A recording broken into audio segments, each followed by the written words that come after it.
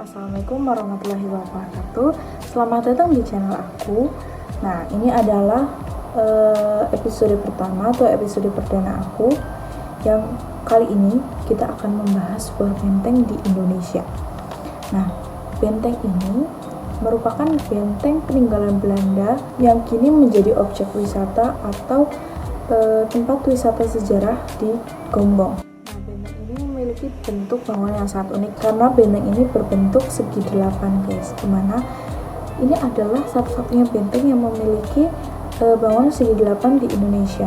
Nah, kemudian dilansir dari laman Kemendikbud, benteng Van der Wijk ini dibangun pada tahun 1833 atau beberapa tahun setelah terjadinya Perang Diponegoro. Nama benteng ini sendiri diambil dari nama Komandan Van der Wijk yang saat itu memiliki karir yang cukup cemerlang karena berhasil mengungkap perlawanan Aceh. Nah, tapi sebelumnya benteng ini tuh memiliki nama lain guys, yaitu Benteng Fort Cassius atau Benteng Cassius. Nah, nama ini sendiri diambil dari salah satu jenderal Belanda yang bernama Fort David Cassius. Nah, pada awalnya benteng ini tuh memiliki fungsi sebagai kantor Kongsi Dagang Belanda atau VOC, yang kemudian setelah itu benteng ini dialihfungsikan sebagai benteng pengintaian dan pertahanan dan juga sebagai gudang logistik bagi para prajurit Belanda.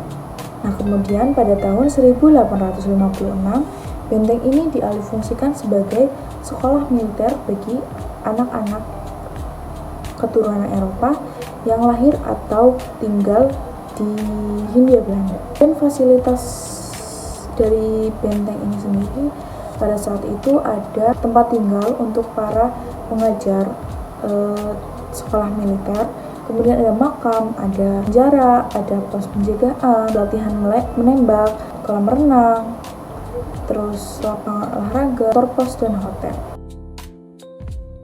Nah, kemudian setelah kedudukan Jepang di Indonesia, benteng Van der Wijk ini dialihfungsikan sebagai tempat pelatihan untuk para pembela tanah air atau PETA yang saat itu dipersiapkan untuk menghadapi para sekutu.